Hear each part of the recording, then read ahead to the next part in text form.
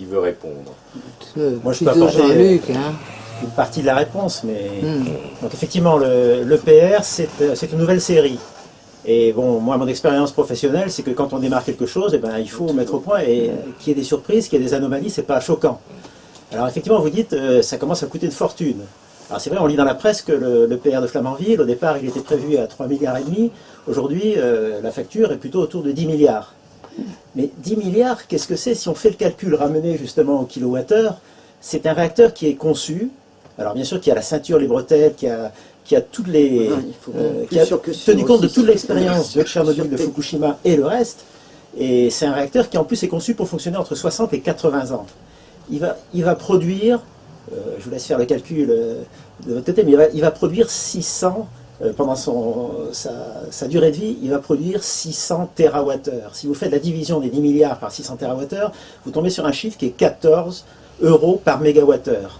14 euros par mégawattheure, c'est aujourd'hui, c'est rien du tout par rapport aux 300 euros par mégawattheure du kilowattheure photovoltaïque, c'est rien du tout.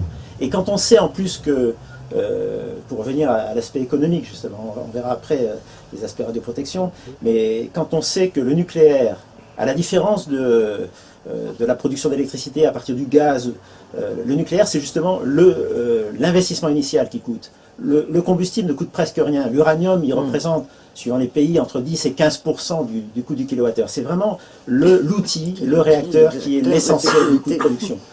Si vous faites le calcul, vous apercevez que même cet EPR qui commence à coûter une fortune selon certains critères, et c'est sûr que les écologistes, Europe Écologie Les Verts, ne se privent pas de dire on est passé de 3 milliards à 10 milliards, ça ne représentera presque rien sur le coût du kilowattheure et ça n'empêchera pas que ce kilowattheure nucléaire restera le moins cher du monde. Et c'est comme pour Fessenheim, on s'apprête à fermer Fessenheim, mais c'est un scandale, c'est un réacteur complètement amorti qui produit aujourd'hui les kilowattheures les moins chers du monde. Moi qui étais responsable de l'usine de Rodif, donc cette usine, pour ceux qui ne connaissent pas, c'était une usine énorme qui, malheureusement, on l'a arrêtée depuis 2012 parce qu'elle était très gourmande en énergie, elle consommait 3 réacteurs nucléaires. Et elle consommait l'équivalent en électricité de toute la ville de Paris. Donc c'était un consommateur industriel énorme et j'ai eu la chance pendant 10 ans d'être responsable de cet approvisionnement en électricité. Bon, je connais bien le marché de l'électricité et je sais que les réacteurs amortis, des 58 réacteurs d'ailleurs du parc EDF, aujourd'hui produisent une électricité qui est imbattable. C'est pour ça qu'on exporte d'ailleurs en Europe autant d'électricité. Et pour revenir à Fessenheim, moi j'ai eu l'occasion, je ne vais pas dire le chiffre, mais, parce que c'est un secret commercial, mais d'acheter de l'électricité à bien plaire, comme l'appelait EDF, en été, parce qu'en été, on a dans ce pays, on n'a pas beaucoup de climatisation encore, il y en avait encore moins il y a 40 ans, à des prix qui sont de l'ordre de 10 euros du mégawattheure, c'est-à-dire 5 fois moins cher que les prix de marché et 20 fois moins cher que les kilowattheures photovoltaïques ou éoliens qu'on produit aujourd'hui. Bon, je réponds qu'en partie à la question. Oui. Vous vouliez ajouter quelque chose? Oui, je pense quand même, si on retrace un peu ce qui s'est passé, moi je me souviens que Pellerin m'avait dit les 900 mégawatts qui sont les premiers réacteurs que nous avons fait, que EDF a fait, eh bien ce sont des horloges, ça marche super bien. Et ils ont bénéficié, alors à l'époque quand même, je crois qu'un des patrons d'EDF, ce qu'il avait demandé à l'autorité de sûreté, c'est de dire, bon vous m'emmerdez pas pendant 5 ans, et puis après, donc je construis les mêmes, et puis après, on fera un tour d'horizon pour voir ce qu'on peut améliorer. Mais vous ne me changez pas tous les ans. Hein, alors moi, c'est ce que j'ai entendu. Et Pellerin a profité de TMI, il s'est dit, bon, il a fait, je crois que c'est lui, l'accident du seul réacteur qui est pareil que les autres. Le syndrome chinois. Bon, du PW. Ça, c'était le film. C'était le titre du film. Voilà. Donc il s'est dit, s'il y a des rejets, ce qui va être gênant, c'est le césium qui peut aller sur des terres agricoles. Et là, il faut mettre des filtres à sable. On va mettre des filtres à sable pour pouvoir rejeter de l'enceinte, pouvoir rejeter à l'extérieur. Et puis on va mettre à l'intérieur un recombineur d'hydrogène, parce que les Américains ont eu très peur d'une explosion hydrogène. Donc il a fait mettre ces deux... et si les Japonais avaient eu ça à Fukushima, ben, il ne serait rien passé. le recombineur d'hydrogène aurait évité les Enfin, en dehors du tsunami quand même et de ces Ah bah 15 non, 000 mais ça, morts. le tsunami, Exactement. oui, l'arrêt du tsunami, ça ne pouvait pas les éviter. Alors, aujourd'hui, on se trouve pour le PR dans une situation qui est très différente. Au fur et à mesure, l'autorité de sûreté s'est dit, on va améliorer. C'est son boulot, hein. Elle dit, bon, c'est leur fonds de commerce. Bon. Donc, on a fait des doubles enceintes. Hein. Ces doubles enceintes, après, on dit, on va mettre une peau pour les... Après, l'air qui est à l'intérieur, on va le filtrer. Bon. Donc, il y a tout un tas de choses. Et puis, pour le PR, là, on est allé encore plus loin. C'est de dire, on va faire une quadruple redondance. Quand on a besoin d'une pompe, on en met 4. Comme dans votre voiture, vous avez besoin de 4 roues, on vous en met 16. Hein. Et puis... Est-ce bien utile voilà. Et on va de mettre 16 roues si 4 suffisent? Non, parce que les 4 suffisent peut-être pas. Si vous éclatez une roue, Oui. hein, vous pouvez avoir un accident. Donc, l'autorité de sûreté vous dirait, il faut doubler chaque roue. On en met que 8. Hein. Ouais, bon, d'accord. Comme ça, vous pouvez J'ai éclater... mais bon, alors ça c'est... Alors, l'autorité de sûreté, aujourd'hui, quelqu'un l'a rendu indépendant de tout. Avant, il dépendait du ministère de l'Industrie et du ministère de la Santé. La Santé, c'était Pellerin pour la radioprotection, et l'Industrie, c'était le ministre de l'Industrie. Et donc, il y avait... le ministre de l'Industrie disait, attendez, là, vous voulez... Mais vous ne payez pas, vous, hein. Est-ce que... Quel gain va-t-on obtenir en faisant ces améliorations qui coûtent cher, hein? Dites-moi les gains. Aujourd'hui, l'autorité de sûreté a été mise indépendante de tout le monde. Donc, son fonds de commerce, c'est de vendre de la sûreté. Donc, on en ajoute, on en ajoute, on en ajoute. Bon, ça fait un EPR cher. C'est peut-être pas... Bon, c'est pas grave, comme disait mon collègue, c'est que... Bon, le kilowatt, c'est pas ça. Mais ça fait mauvais effet, parce qu'on se dit, mais c'est la ceinture et 3 paires de bretelles. Hein. Parce que on a voulu récupérer le corium s'il faut, il ne faut pas que...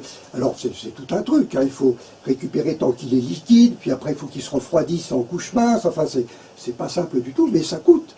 Et à chaque fois que l'autorité de sûreté en ajoute une louche, elle ne paye pas. Le prix du kilowatt, c'est nous tous qui le payons.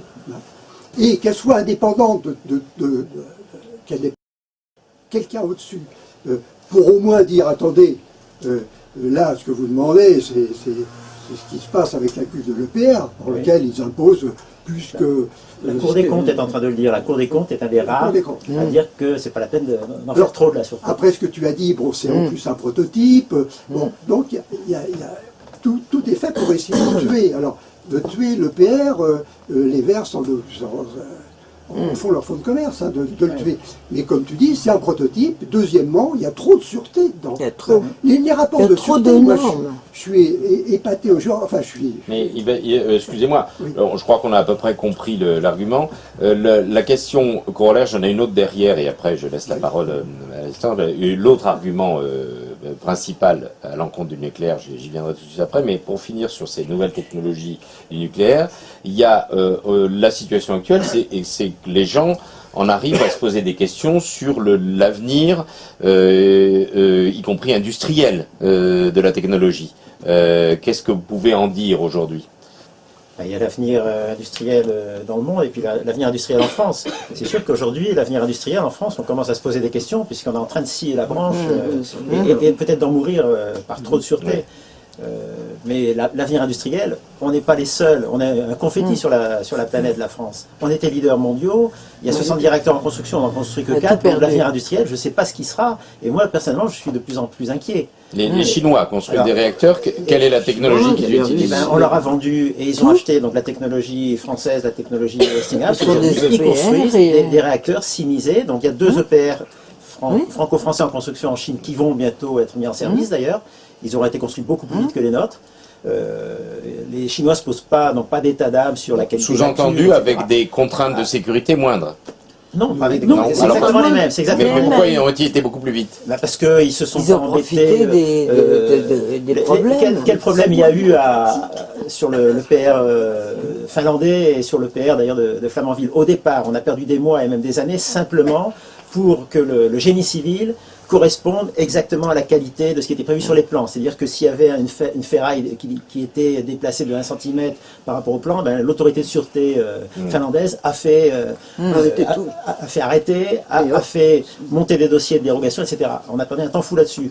Aujourd'hui, le PR, ce qui vous inquiète, à travers la question que vous avez posée tout à l'heure, c'est tout ce qu'on entend dans la presse sur ces défauts qui ont été mis en évidence par l'autorité de sûreté française, justement, sur la qualité de la cuve.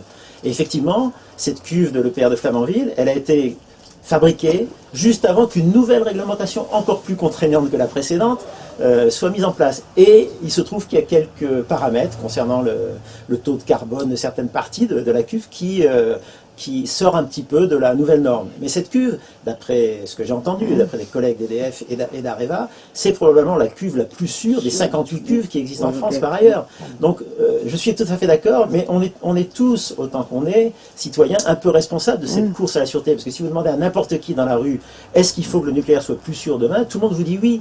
Et finalement, moi, après une carrière de 40 ans dans le nucléaire, je me dis, mais les 58 réacteurs du parc nucléaire d'EDF aujourd'hui, ils m'ont donné entièrement satisfaction, ils m'ont donné de l'énergie pas chère, j'ai jamais entendu parler de problème de déchets, ces déchets de production de haute activité, il n'y a jamais eu de problème.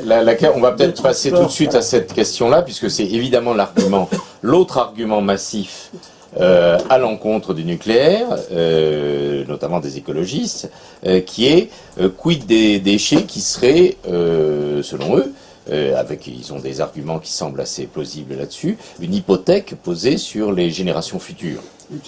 Si vous permettez une petite parenthèse sur l'EPR quand même. Il y a une chose que j'ai oubliée, c'est que les déboires de l'EPR sont aussi liés au fait que pendant 15 ans, on n'a pas construit de centrale nucléaire. Donc nos politiques sont très responsables, de gauche comme de droite.